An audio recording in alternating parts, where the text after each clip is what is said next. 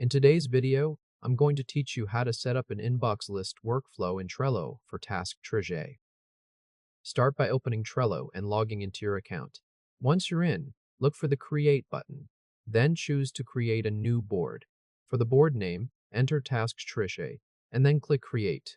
This gives you a dedicated workspace where incoming tasks can be captured quickly and sorted before they turn into clutter. As soon as the board opens, set up the structure by adding 4 lists. Name them Inbox, To Do, In Progress, and Completed. This layout keeps things simple and effective. The inbox list is where new tasks land first. To Do is for reviewed and ready items.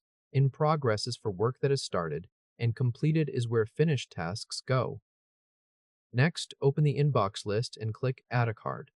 Type in a new task, then click Add Card. This is the core of the workflow.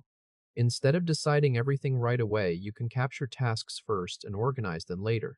That makes triage faster and helps you avoid losing important work. Now open one of the cards you just created. Inside the card, click Members to assign it to yourself or the appropriate team members. This makes ownership clear from the start. Then click Labels to categorize the task by priority or by project, depending on how you like to organize your board. Labels are especially helpful when your inbox starts to fill up, because they let you spot urgent or related work at a glance. After that, click Due Date if the task has a deadline. Not every task needs one, but adding dates when needed helps your board become more than just a list. It becomes a working system for planning and follow-through. Once you've reviewed a task in the inbox, move it into To Do. When someone starts working on it, move it from To Do into In Progress. Then, when the task is fully finished, move it into Completed. This card movement is what makes the workflow so easy to understand. At any moment, you can see what's new, what's ready, what's active, and what's done. To make cards more useful, add checklists inside them for subtasks. This is great for breaking larger tasks into smaller actions without creating a bunch of separate cards.